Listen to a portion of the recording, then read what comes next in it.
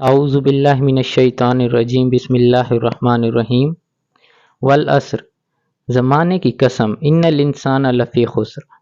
انسان در حقیقت بڑے خسارے میں ہے الا الذین آمنوا وعملوا الصالحات سوائے ان لوگوں کے جو ایمان لائے اور نیک عمل کرتے رہے وتواصوا بالحق وتواصوا بالصبر اور ایک دوسرے کو حق کی نصیحت اور صبر کی تلقین کرتے رہے۔ 3 آیات کی یہ صورت اس لحاظ سے بڑی جامع اور اہمیت کی حامل ہے کہ اس میں انسان کی فلاح اور نجات کا راستہ مختصراً مگر جامع انداز میں بیان کر دیا گیا ہے۔ یہ سورہ جامع اور مختصر بیان کا بے نظیر نمونہ ہے۔ اس میں والعصر کے الفاظ سے ابتدا ہی میں زمانے کی قسم کھائی گئی کہ زمانے کے لیے عربی زبان میں ایک سے زیادہ الفاظ بھی استعمال ہوئے ہیں۔ صبر کا لفظ زمانے کے مختلف پہلوؤں کو ظاہر کرتا ہے۔ یہ لفظ نماز کے لیے بھی استعمال ہوتا ہے، جو نماز ہم سورج غروب ہونے سے پہلے جبکہ دن کا جب ایک بڑا حصہ گزر چکا ہو تب ادا کرتے ہیں۔ اگر پورے دن کو زمانہ سمجھ لیا جائے تو پھر عصر کا لفظ گزرے ہوئے زمانے کی طرف اشارہ کرے گا، اور انہی معنوں میں یہ عربی زبان میں بھی استعمال ہوا ہے۔ اسی طرح عصر کے معنی نچوڑنے کے بھی ہوتے ہیں، اس لیے عرب ممالک میں بکنے والے پھلوں کے رس کو بھی عصر کہا جاتا ہے۔ اس کے معنی یہ ہوتے ہیں کہ رس پھل کو نچوڑ کر حاصل کیا گیا ہے۔ بات ہے کہ یہ قسم کیوں کھائی گئی ہے؟ جیسا کہ اس سے پہلے کئی بار یہ وضاحت کی جا چکی ہے، قسم اس لیے نہیں کھائی جاتی کہ اللہ تعالیٰ کسی کی عظمت کا اظہار کرنا چاہتا ہے، وہ تو خود عظیم ہے اور اس سے بڑھ کر عظیم کوئی چیز نہیں، بلکہ قسم کسی چیز کو صحیح اور سچ ثابت کرنے کے لیے ثبوت اور دلیل کے طور پر کھائی جاتی ہے۔ ہر گواہ قسم کھا کر کسی واقعے یا کسی بات پر یہ گواہی دیتا ہے کہ وہ صحیح اور اس کو صحیح ثابت کرتا ہے۔ قرآن مجید میں قسم دراصل کسی بات کو سچ ثابت کرنے کے لیے کھائی جاتی ہے۔ بعض جگہ جس بات کو ثابت کرنا ہوتا ہے وہ قسم کے فوراً بعد ہی بیان ہو جاتی ہے، کہیں وہ بات کئی آیات کے بعد آتی ہے اور کہیں آگے بیان ہونے والا پورا مضمون اس بات پر دلالت کرتا ہے جس پر یہ قسم اٹھائی جاتی ہے، اور کہیں اس کو حذف کر دیا جاتا ہے کہ سننے اور پڑھنے والا خود سے اس چیز کو سمجھ سکتا ہے کہ کس چیز کے بارے میں یہ قسم کھائی جا رہی ہے۔ جہاں قسم کی وجہ کا ذکر نہ کیا گیا ہو وہاں ہر سمجھنے والے کو خود سمجھنا پڑتا ہے کہ یہاں کس بات پر قسم کھائی گئی ہے۔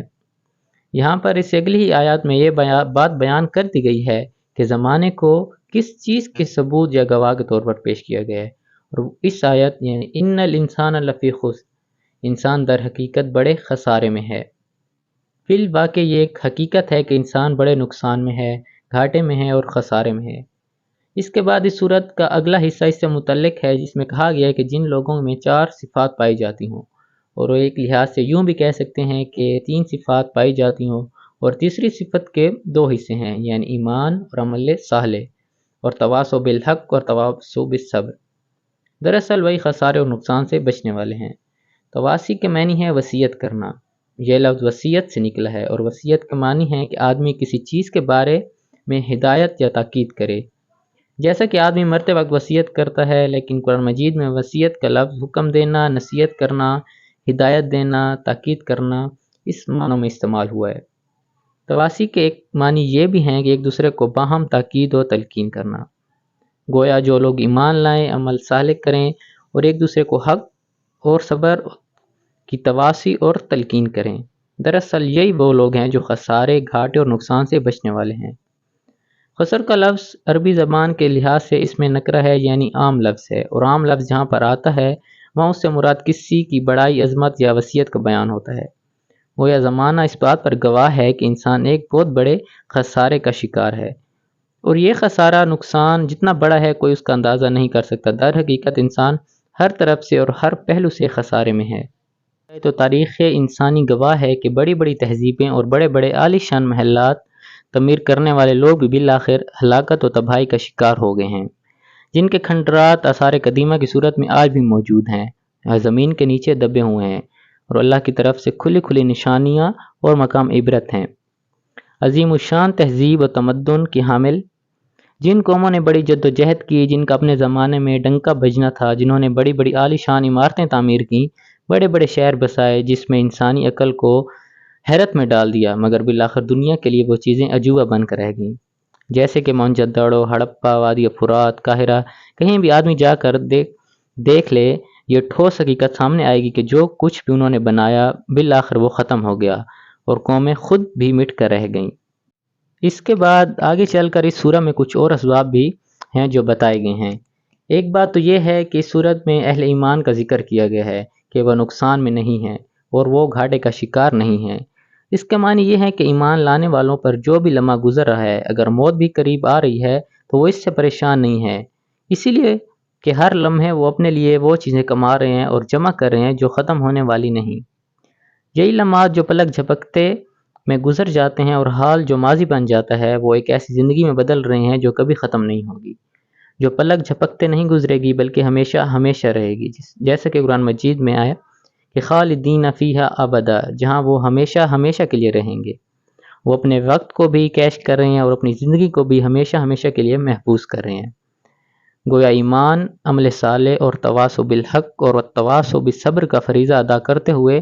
جو لمحہ بھی گزر رہا ہے وہ ایک ایسی زندگی میں بدل رہا ہے جو ہمیشہ ہمیشہ کی زندگی ہے، اور اس کے ساتھ ساتھ انہوں نے جو کمائی کی اور جو اعمال بھی کیے وہ ایسی نعمتوں میں بدل جائیں گے جو ہمیشہ باقی رہنے والے ہیں۔ اس لیے اہل ایمان کے لیے اس میں بڑی تسلی ہے، ان کے لیے تو اس تشویش کا کوئی پہلو نہیں، بلکہ یہ ان کے لیے اطمینان اور سکینت اور بشارت کا باعث ہے۔ اس کا ایک پہلو صبر کا بھی ہے، جس طرح وقت تیزی سے گزر رہا ہے اسی طرح کسی پر اگر کوئی مصیبت بھی پڑے اور وہ اسے برداشت کرے، اس پر صبر کرے تو وہ بھی بالآخر گزر ہی جائے گی۔ انسان پر مصیبت کے خواہ پہاڑوں ٹوٹ جائیں لیکن وہ ہمیشہ ہمیشہ کے لیے نہیں، مصیبت اور پریشانی کو بہرحال ختم ہونا ہے اور ایک روز گزر ہی جانا ہے۔ جیسے کہ فرعون نے جب جادوگروں کو دھمکی دی تھی کہ تم موسیٰ کے رب پر ایمان لے آئے تو اس کا نتیجہ ابھی تمہیں معلوم ہو جاتا ہے، میں تمہارے ہاتھ پاؤں مخالف سمتوں میں کٹوا دوں گا اور تم سب کو سولی پر چڑھا دوں گا۔ اس پر جادوگروں نے جواب دیا تھا کہ بہرحال ہمیں پلٹنا تو اپنے رب ہی کی طرف ہے، جو فیصلہ تم چاہو کر دو، تمہارے فیصلے کی حد بس یہ دنیا کی زندگی تک ہی محدود ہے۔ مطلب کہ کوئی پھانسی پر چڑھا دے، جان سے مار دے، بہرحال موت کے بعد کسی کا حکم نہیں چلے گا، کسی بادشاہ، کسی ظلم جابر کا کوئی حکم موت کے بعد نہیں چل سکتا۔ کوئی مصیبت اللہ کی طرف سے آئے خواہ انسانوں کی طرف سے، جس طرح زمانہ تیزی کے ساتھ گزر جاتا ہے یہ بھی گزر جائے گی۔ مصیبت پر صبر سے بھی آدمی کو سہارا ملتا ہے۔ صبر دراصل قوت کا ایک ذریعہ ہے۔ 4 صفات کا بیان ہوا ہے، یعنی ایمان، عمل صالح، حق کی نصیحت اور صبر کی تلقین، اور فرمایا گیا ہے کہ جو لوگ یا افراد، گروہ یا قومیں یا جماعتیں ان صفات کی حامل ہوں گی صرف وہی نقصان، خسارے اور ناکامی سے بچ سکیں گی۔ یہاں اس بات کی نشاندہی نہیں کی گئی کہ وہ کس انعام کے مستحق ہوں گے، اگرچہ اس کا ذکر پہلے بھی آ چکا ہے اور بعد میں بھی آئے گا، البتہ وہ نقصان یا خسارے میں نہیں ہوں گے۔ یہاں یہ بھی نہیں بتایا گیا کہ وہ کون سا انسان ہے جو نقصان میں ہوگا، لیکن اس کا ذکر بھی اس سے پہلے آ چکا ہے کہ جو تکاثر بیماری کے اندر مبتلا ہے، جس نے قبر تک کی زندگی کو ہی حاصل اور مقصود سمجھ لیا ہے اور اس کی محبت میں بھی وہ گرفتار ہے،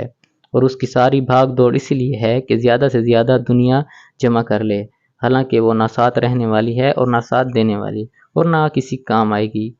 یہی وہ لوگ ہیں جن کے اعمال نامے ہلکے ہوں گے اور جن کا نیکیوں پر پلڑا بھی ہلکا ہوگا۔ دیکھا جائے تو یہ مختصر صورت اس بات کو ظاہر کرتی ہے کہ امت مسلمہ کی زندگی، اس کا تشخص اور مقصد وجود ہی یہی ہے کہ وہ نیکی کے علمبردار ہو، لوگ ایک دوسرے کو نیکی کی تلقین کریں اور برائی سے روکیں، اور نیکی کی راہ پر چلنے میں جو مشکلات پیش آئیں ان کے مقابلے میں صبر اور استقامت دکھانے کی نصیحت اور تلقین کریں۔ یہ پہلو بھی غور طلب ہے کہ آدمی دوسروں کو ایمان اور عمل صالح کی تلقین کرے اور حق کی وصیت کرے، لیکن خود اس پر عمل نہ کرے، خود حق پر نہ جمے اور نہ صبر کا طریقہ اختیار کرے۔ دوسروں کو وصیت کرنے کے یہ معنی نہیں، یہ بات بھی ناقابل تصور ہے کہ انسان دوسروں کو تو نصیحت کرتا پھرے اور خود کو بھول جائے۔ چنانچہ اس کے اندر یہ بات بھی خود بخود شامل ہو گئی ہے کہ وہ لوگ جو حق کی تلقین کرنے والے اور صبر کی نصیحت کرنے والے ہیں خود بھی حق کے اوپر جمے رہیں اور دوسروں کو بھی حق کی نصیحت اور صبر کی تلقین کرتے رہیں۔ اگر حق وہ چیز ہے جو عقل بھی تسلیم کرتی ہے اور دل بھی تسلیم کرتا ہے تو لازماً اس سے آدمی کو محبت بھی ہونی چاہیے۔ اسی لیے اللہ تعالیٰ نے فرمایا کہ جو لوگ اللہ پر ایمان لاتے ہیں وہ سب سے بڑھ کر اللہ سے محبت کرتے ہیں، لہٰذا حق کے اندر محبت اس کا لازمی حصہ ہے جس سے آدمی کو محبت ہوتی ہے۔ آدمی چاہتا ہے کہ سب اس سے محبت کریں، اس لیے پھر یہ فرض ہو جاتا ہے کہ جو حق کے ساتھ محبت کرے، حق کے اوپر خود قائم ہو اور دوسروں کو بھی اس کی تلقین کرے۔ حق کا یہ تقاضا ہے کہ آدمی کی عقل اس کے آگے جھک جائے، دل اسی سے محبت کرے اور آدمی اس کے اوپر ایمان لے آئے اور اپنا عمل اس کے مطابق کرے۔ اللہ کے حقوق کی ادائیگی، بندوں کے حقوق کی ادائیگی، اللہ پر ایمان اور وہ بھلائیاں جو اللہ کو محبوب ہیں ان پر خود بھی عمل کرنا، لیکن اس سے بڑھ کر یہ کہ تواصی یعنی ایک دوسرے کو وصیت کرنا، تاکید کرنا اور اس کے نتیجے میں پورا معاشرہ قائم کرنا، اور پھر اس حق کے اوپر جم جانا۔ دراصل یہ وہ راستہ ہے جو انسان کو اس خسارے سے نکال سکتا ہے کہ جس کے اوپر زمانہ گواہ ہے۔ یہ 3 آیات کی صورت اپنے اندر اتنے مضامین رکھتی ہے کہ امام شافعی رحمۃ اللہ علیہ اس صورت کے بارے میں فرمایا کرتے تھے کہ اگر یہی ایک صورت آدمی جانتا ہو اور اسی پر وہ غور و فکر اور عمل کر لے تو یہ اس کے لیے کافی ہے۔ دراصل قرآن مجید کی ساری تعلیمات بہت مختصراً انداز میں اس صورت کے اندر جمع کر دی گئی ہیں۔ یہ 3 آیات جو ہم سب کو یاد ہیں اور ہم اس صورت کو بار بار پڑھتے ہیں لیکن اس کے مطالب اور معنی پر غور نہیں کرتے۔ ضرورت اس بات کی ہے کہ جب بھی ہم اسے پڑھیں تو اپنی زندگی جو